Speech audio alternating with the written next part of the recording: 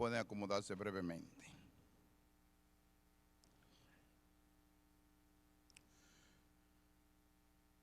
Queridos hermanos y hermanas en el Señor, aquellos y aquellas que nos siguen a través del canal Mía TV, Radio Horizonte, Radio Callacoa, canal de YouTube de la Basílica, redes sociales, le enviamos un saludo cariñoso desde la Basílica Nuestra Señora de la Altagracia.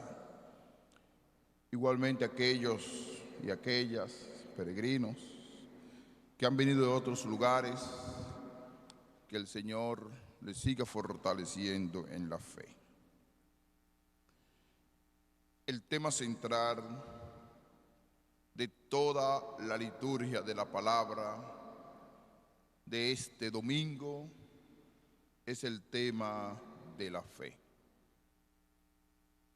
Pero una fe centralizada en la figura del Mesías, del enviado de Dios. Y dentro de ese esquema hemos escuchado tres lecturas. La primera del libro de Isaías, la carta del apóstol Santiago y el Evangelio de Marcos. El libro de Isaías nos habla del siervo sufriente. Ese siervo que tenía que morir por nosotros.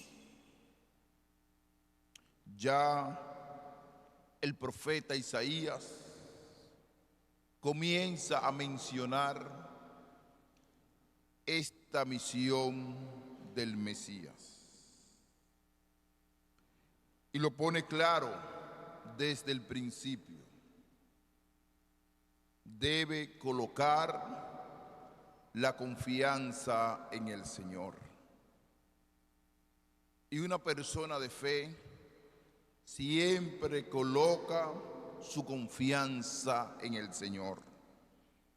Y por eso dice hoy el profeta, haciendo referencia del futuro del Mesías: el Señor Dios me ayudará.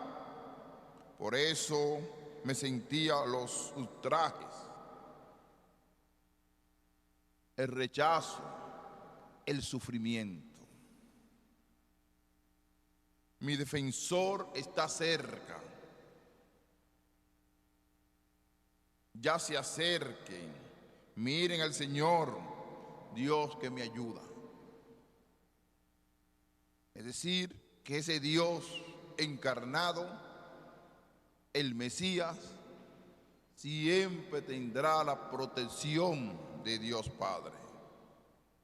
En los momentos de oscuridad, de sufrimiento, Él estará a su lado. En la segunda lectura del apóstol Santiago, nos habla de dos realidades: la fe y la obra. Y él comienza con una sencilla pregunta: ¿de qué le sirve a uno, hermanos míos, decir que tiene fe si no tiene obras? No hay sentido, porque el conocimiento pleno de Jesucristo, tener a Jesucristo en tu corazón,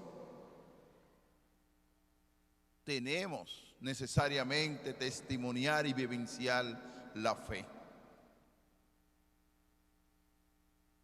Si tu hermano o una hermana anda desnudos o faltos de alimento diario, uno de ustedes les dice: vaya en paz. No lo ayudará, no lo va a proteger, no lo va a cuidar. Porque de buenas intenciones está lleno el infierno. No basta las buenas intenciones, sino que si nosotros creemos que Jesucristo es nuestro Salvador, también tenemos que amar al prójimo, al que está cerca de nosotros, darle protección humana, respetar sus derechos y nunca utilizar a nadie como esclavo o como siervo, sino que nosotros estamos llamados a amar a Dios y amar al prójimo. Aquí el apóstol Santiago no está lejos de la teología predicada por el mismo Jesucristo, que resume la tabla de la ley en 2 mandamientos: amar a Dios y amar al prójimo. Y él combina esa fe, esa creencia con las obras. Tú tienes fe y yo tengo obras. Muéstrame esa fe tuya sin las obras, y yo con mis obras te mostraré la fe. Es decir, es un pájaro con 2 alas. Así es la vida cristiana. Nunca vamos a comprender el horizonte de Dios, la presencia de Dios entre nosotros, si no hay una verdadera vivencia, una entrega, abrir nuestro horizonte al otro. Es lo que se llama tener mucho grado de alteridad, abrir el corazón al otro. Porque a amar a un Dios solitario, uno se puede convertir con cierto egoísmo. El Dios que uno ama es también un Dios comunitario, un Dios que se abre al otro, que comprende, que ayuda al prójimo, que ayuda al necesitado. Y eso es lo que quiere mostrar hoy el apóstol Santiago.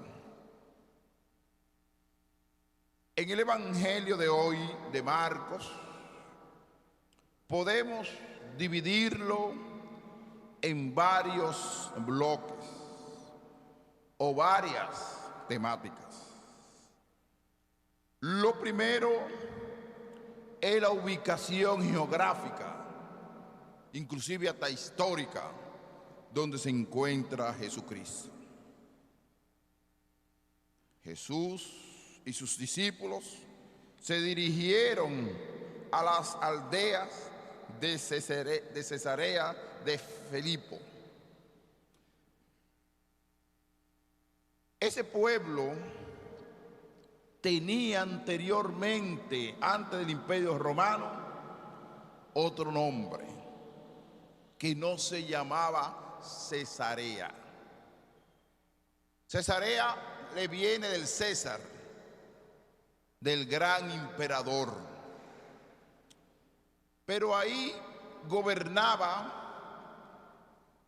un hijo de Herodes el Grande, Filipo. Y por eso combinan los 2 nombres: el nombre del emperador César y el nombre del gobernador que representaba a César, que era el hijo de Herodes en Grande. Eso indica que en una tierra dominaba el Imperio Romano, y se sobreentiende que ahí había un gran paganismo, había un gran templo grande, dedicado al César, que le hacían tributo al César, y toda la expresión religiosa era pagana. Y en ese ambiente pagano, en esa tierra pagana, le dije para que se ubiquen en la realidad histórica de dónde proviene Cesarea. Jesús hace una pregunta fundamental en esa tierra pagana. ¿Quién dice la gente que soy yo?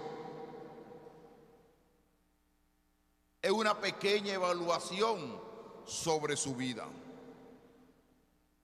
Ellos, los apóstoles, comienzan a decir el comentario, el pensamiento de la comunidad.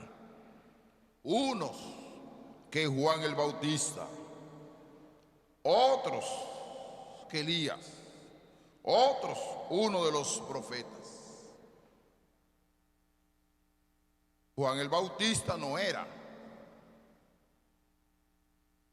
y tampoco era Elías. Y Jesús siguió profundizando la pregunta. ¿Y ustedes, quién dices que soy yo? Yo estoy seguro que ahí pasó un espacio de silencio, que se miraban el uno con el otro. Y Pedro tomó la palabra y dijo: tú eres el Mesías. Esta respuesta de Pedro fue una proclama de fe. Reconocer que Jesucristo era el Mesías. Reconocer la divinidad de Dios. Y está claro, Pedro. Pero lo que hay que descubrir, si esa era la verdadera conciencia o expresión de vivencia del Mesías que tenía Pedro, porque lo que dijo fue correcto. Tú eres el Mesías. Y le comunicó que no se lo dijeran, que no hablaran de eso. Pero Jesucristo quiere desactivar o quitar la idea que tenía Pedro sobre el Mesías. Que él lo que dijo fue verdad. Tú eres el enviado, tú eres el Mesías. Y aquí entra el tercer momento. El primer momento era la geografía que le expliqué, de a dónde venía Cesarea. Segundo momento, la pregunta de Jesucristo, la evaluación. Y el tercer momento, la misión del Mesías, que hoy de una forma muy sutil lo dice el profeta Isaías. El Hijo del Hombre tiene que padecer mucho. Ese padecimiento no lo tenía Pedro, porque la visión que ellos tenían del Mesías era un Mesías liberador, en el sentido de batalla, de guerra, de ejército. Pero padecer, sufrir, ellos no entendían eso. Ser reprobado por los ancianos, sumos sacerdotes y escribas, y ser ejecutado y resucitar a los 3 días. Ellos no entendieron ese mandato que está contenido en nuestra fe, que Jesucristo tenía que padecer, morir en la cruz y resucitar. Que ahí está la centralidad del misterio pascual, que Cristo ha muerto y ha resucitado. Y se lo explicaba con claridad. Pero para desactivar una idea no es fácil. Una costumbre, una cultura, una espera, no era fácil. Entonces Pedro se lo llevó aparte y se puso a increparlo, llamarle la atención. Mira, nosotros no esperábamos eso, que teníamos que padecer, que tenía que morir en la cruz. Nosotros tenemos otra idea sobre el Mesías, que era un Mesías triunfador, un Mesías guerrero. Si era la mentalidad de aquel tiempo, el poder, la influencia. Pero él se volvió y mirando a los discípulos, increpó a Pedro. Fíjense la diferencia. Pedro lo llamó a sola y lo increpó, pero Jesucristo increpó a Pedro delante de los discípulos para que ellos supieran cuál era la misión. Y dice: ponte detrás de mí, Satanás. Tú piensas como los hombres y no como Dios. Sí, que su pensamiento era totalmente materialista. Era un pensamiento muy estrecho, muy limitado sobre el Mesías. Y llamando a la gente, a sus discípulos, les dijo, después que le dijo todo eso: si alguno quiere venir en pos de mí, que se niegue a sí mismo, tome su cruz y me siga. Es decir, que para seguir al Maestro no podemos buscar importancia, ni poder, ni influencia, sino la cruz. Para que exista resurrección, para que exista Pascua, tenemos que pasar por el padecimiento de la cruz. Y muchos no entienden esto desde el principio hasta ahora. Porque a veces queremos ver una comunidad de prosperidad, una comunidad que nos regalan, una comunidad de felicidad.